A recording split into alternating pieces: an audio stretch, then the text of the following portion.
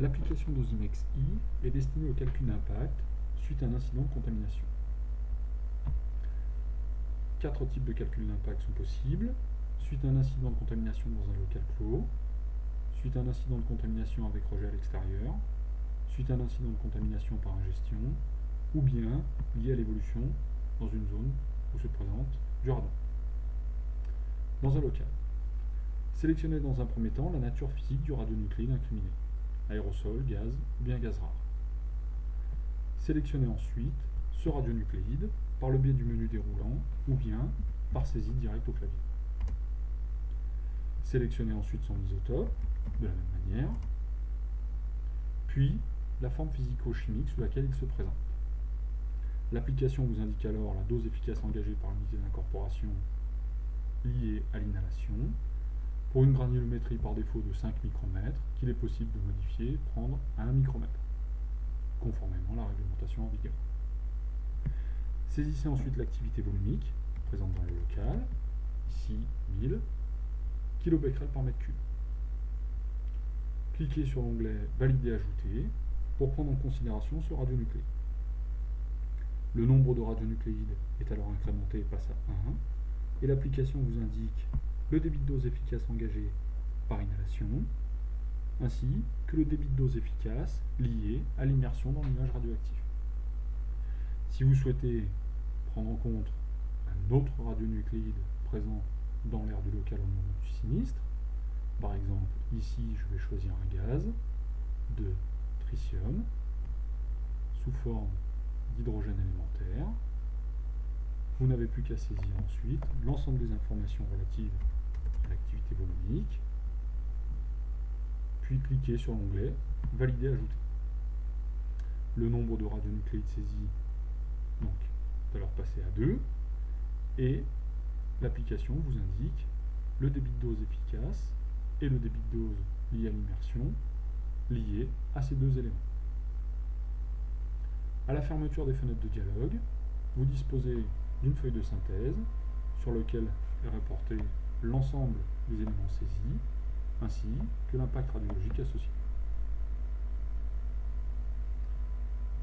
Pour le calcul d'impact en extérieur, les radionucléides qui seront émis à l'extérieur subiront une dispersion en fonction des conditions météorologiques. Le modèle dispersif retenu ici est un modèle gaussien avec deux types de calcul des écarts-types, soit les écarts-types de Dory, soit les écarts-types de Pasquier. Prenons le cas d'un modèle de Dory. Ici, deux types de diffusion sont pris en considération. La diffusion normale correspondant à une variation de température entre le sol et 100 mètres supérieure à 0,5 degrés, ou bien la diffusion faible pour une variation de température inférieure à 0,5 degrés. Plaçons-nous dans les conditions de diffusion normale. Déterminons à présent les coordonnées du point de rejet. Soit dans un cas réel, vous pouvez saisir les coordonnées GPS, soit ici, je vais me positionner avec un point de rejet situé au centre de mon repère. Je choisis une hauteur de rejet nulle, puis je vais effectuer les calculs d'impact pour un point de mesure situé à 2000 mètres sous le vent. Je saisis alors X comme étant égal à 2000, Y égal à 0, et je vais choisir d'effectuer ce calcul au sol.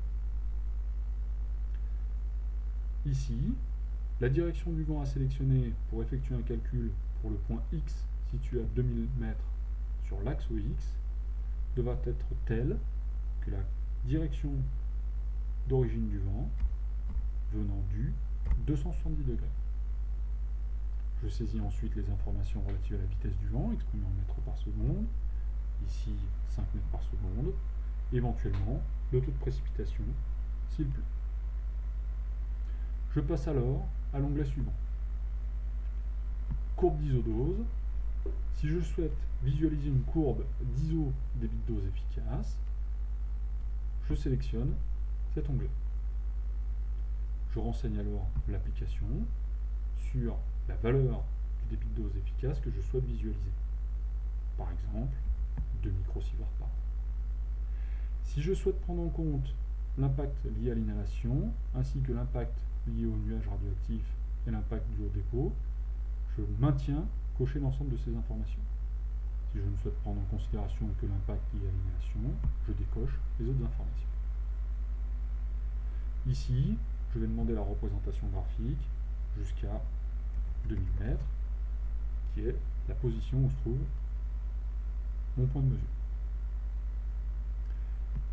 Je renseigne ensuite l'application sur la nature du rejet, et plus précisément les radionucléides qui constituent le nuage radioactif. Même chose que pour un impact dans un local, j'ai le choix entre la nature physique, aérosol, gaz ou bien gaz rare. Je vais sélectionner ici, une fois encore, du césium, 137, sous une forme quelconque.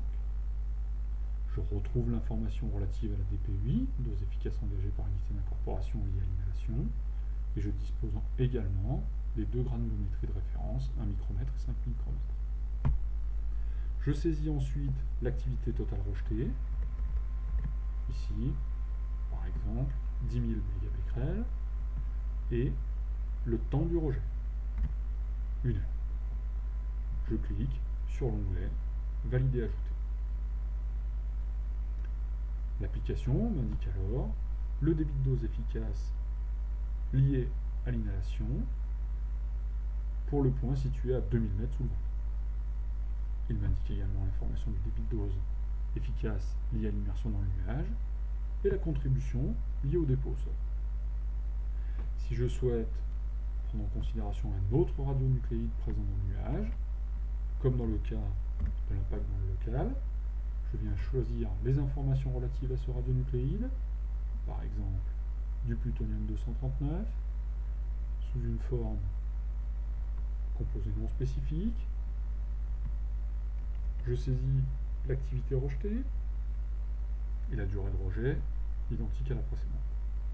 Puis, je clique sur Valider ajouter. L'application m'indique nombre de radionucléides saisis 2, donc j'ai bien 2 radioéléments qui ont été pris en compte. À la fermeture de la fenêtre de dialogue, je dispose, comme dans le cas du calcul d'impact dans un local, de l'ensemble des informations saisies, radionucléides, isotopes, formes et débit de rejet associés, ainsi que les résultats de l'impact liés à chacun d'entre eux. Je dispose à présent en plus d'informations relatives, si j'ai choisi la représentation d'une courbe d'isodose, la représentation de cette courbe d'isodose. Ici, j'ai demandé un impact jusqu'à 2000 mètres. Compte tenu des éléments saisis, la courbe d'isodose ne dépassera pas les 600 mètres. Celle-ci est représentée ici en vert. Je retrouve sur ce graphique en rouge le point de rejet et en bleu la position du point où a été effectué le calcul. Je retrouve, associé à ce graphique, l'évolution du coefficient de transfert atmosphérique, représentatif du modèle de dispersion des radioéléments à l'atmosphère, en fonction de la distance sous le vent et de la distance perpendiculaire à l'axe du vent.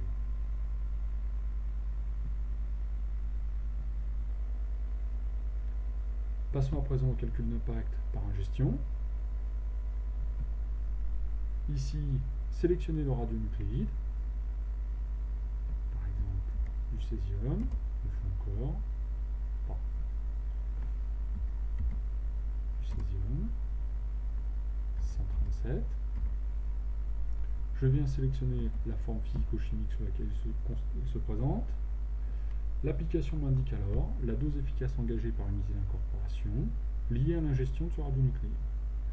Par défaut, l'information qui m'est transmise est celle correspondant à un adulte.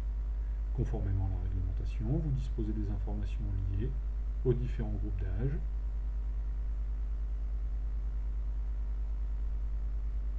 Mais nous allons rester dans le cas d'un adulte. Saisissez ensuite l'activité ingérée et son unité.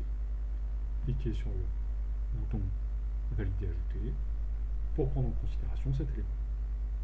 Une fois encore, si la personne a ingéré un autre radionucléide, sélectionnez celui-ci,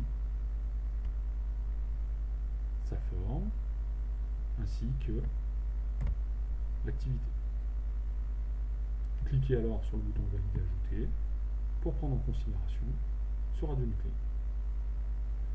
La boîte de dialogue vous indique l'impact total. À la fermeture des fenêtres du dialogue, vous retrouvez une fois encore l'ensemble des données saisies, radioisotope, forme, activité ingérée et impact radiologique lié à la gestion. Passons à présent au calcul d'impact lié au radon. Saisissez ici l'activité volumique radon dans laquelle vous évoluez, ici 400 becquerels par mètre cube, ainsi que le temps de présence annuel. Ici, nous allons considérer un temps de travail de 1600 heures.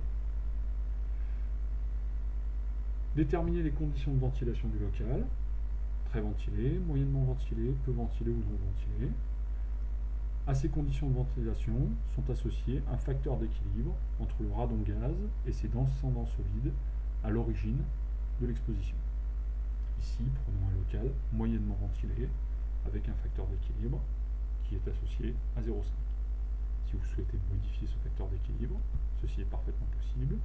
Vous n'avez qu'à saisir alors la valeur que vous souhaitez.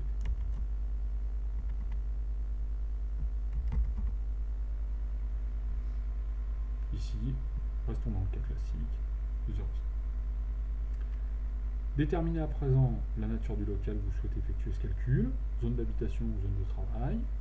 Ici, compte tenu du temps de présence annuel, nous allons effectuer un calcul dans une zone de travail, puis cliquez sur l'onglet Calculer. L'application vous indique alors le débit de dose efficace lié à l'évolution durant 1600 heures à 400 becquerels par mètre cube, exprimé en millisieverts, ce qui correspond à 2,49 millisieverts, mais vous disposez également d'une information exprimée en énergie alpha potentielle volumique de 1,11 10-6 joules par mètre cube.